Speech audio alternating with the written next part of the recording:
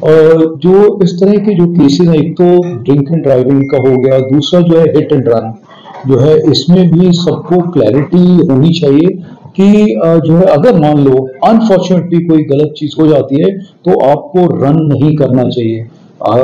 अगर इस तरह से करते हैं, जो अभी नया कानून है उसमें और भी आपके खिलाफ जो है सीवियरिटी बढ़ जाती है कि आपने तो किसी को इंजर्ड किया या किसी की मृत्यु हो गई है और आप वहां से स्पॉट से भाग रहे हैं, ये बहुत बड़ा गुनाह है। इस ये बिल्कुल लॉ में टॉलरेट नहीं किया जा सकता।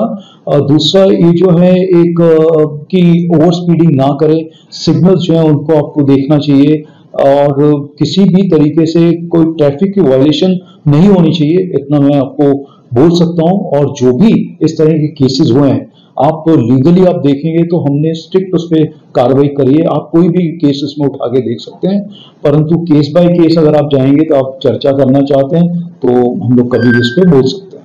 सर, हा जो अपघात झाला, हा अपघात रील बनवण्याच्या नादात ड्रायव्हरचं दुर्लक्ष झालं आणि त्यानंतर हा अपघात घडला, यात सत्यता आहे का? असं झालेलं आहे?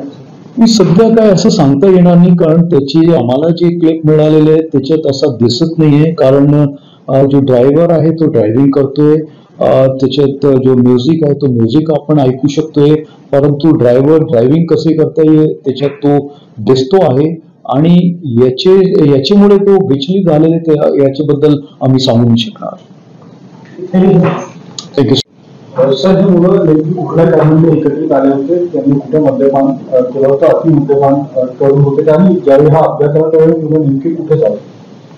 तर हे जे जसं मी सांगितलं की सावने नागपूर रोडवर हे गाडी चालवत होते आणि त्यांनी मद्यपान जिथे केलं होता तो स्पॉट पण त्या स्पॉटचे पंचनामा आणि इतर जे साहित्य होतं ते पण आम्हाला मिळालेलं आहे आणि त्या आधारावर आपली पुढच्या जो केस दाखल झाला त्याच्यात आता पुढची कारवाई आमची चालू आहे आणि कोण गाडी चालवत होता ते पण निष्पन्न झालेलं आहे आणि ते सगळे जे एव्हिडन्स आहे याच्यामध्ये ते आम्ही घेतलेले आहे आणि त्या आधारावर आता पुढची आमची कारवाई चालू आहे। तर अशी घटना दोबारा न घडोस की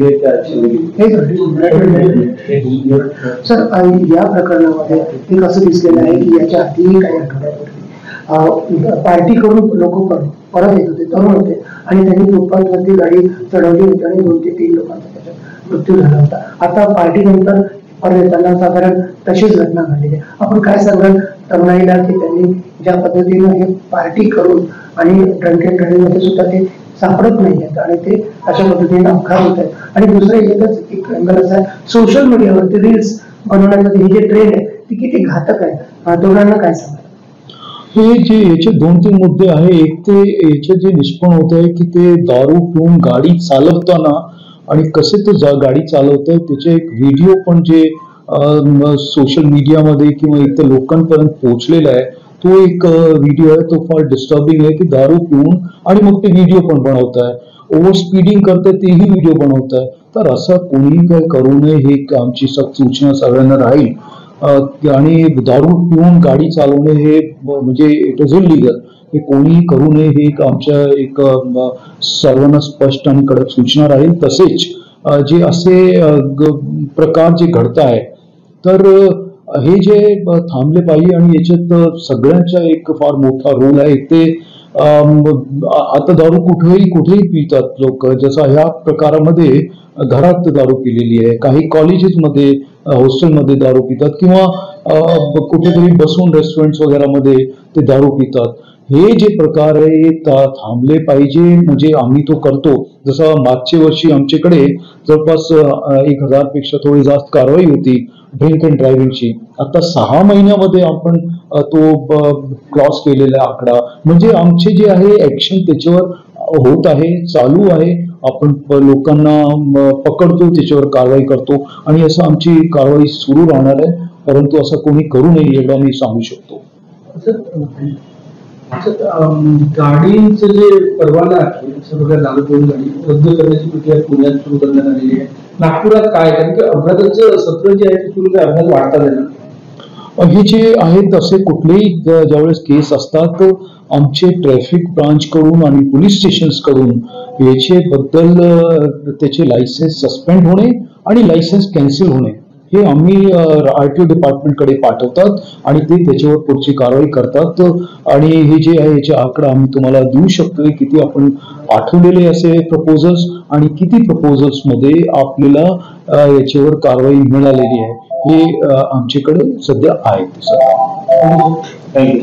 सुबह की घटना है जिसमें एक्सीडेंट हुआ, जिसमें जो बच्चे हैं लगभग 19 से 20 साल की उनकी उम्र है. सुबह लगभग 2:45 की घटना है ये, जो कि इतना सीवियर एक्सीडेंट था जिसके अंदर 2 बच्चों की डेथ हो गई है और 3 जो है वो सीरियसली इंजर्ड है. इसमें से एक जो है अभी ICU में है.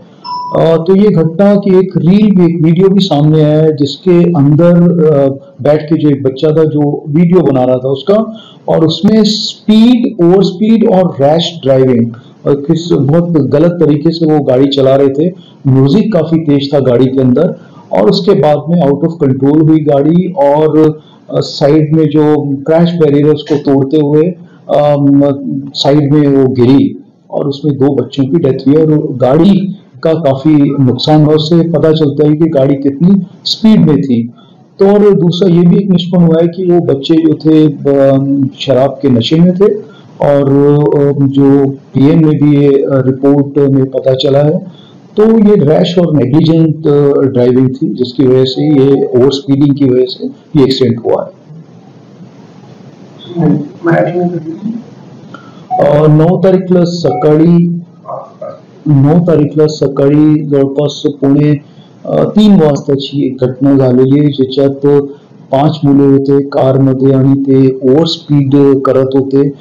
कारण ते एक व्हिडिओ पण आम्हाला प्राप्त झालेला आहे. तो आतमध्ये एक मुलगा होता, त्यांनी तो बनवलेला आहे आणि त्याच्यात हे निष्पन्न होते की कसे ते रॅश ड्रायव्हिंग करत होते, किती स्पीड मध्ये होते आणि तसेच म्युझिक पण फार मोठा त्या आवाजात होता आतमध्ये आणि ती इतका रॅश ड्रायव्हिंग करत होते ती गाडी आउट ऑफ कंट्रोल झाली आणि त्याच्या जे क्रॅश बॅरियरवर धडकली आणि त्याच्यानंतर ओव्हरटर्न 2-3 वेळेस झाली आणि त्याच्यात 2 मुलांचा मृत्यू झालेला आहे आणि 3 मुले जे गंभीर जखमी आहे. एक मुलगा ICU मध्ये आहे आणि त्याच्यावर आता उपचार चालू आहे. प्रथमदर्शनी असं दिसतोय की ते दारूच्या नशेत होते आणि त्यामुळे त्यांची गाडी आउट ऑफ कंट्रोल झाली आणि त्याच्यामुळे ऍक्सिडेंट झालेला आहे. आणि हा जी घटना घडलेली आहे त्याच्यावर म्हणजे त्यांनी स्वतःहून ते काळजी घेतली पाहिजे होती असं आम्हाला वाटतंय. सावनेर नागपूर रोडवरची ही घटना आहे आणि ओव्हर स्पीड केली त्यांनी पाहिजे होती. केलं ना ते नेमकी म्हणून कुठे एकत्रित झाले होते, त्यांनी कुठं मद्यपान केलं होतं आणि काय औचित्य मला थोडस घ्यावं लागेल ही माहिती. वाढदिवस वगैरे होता त्या 2 मिनिट घेऊ का? 2 मिनिट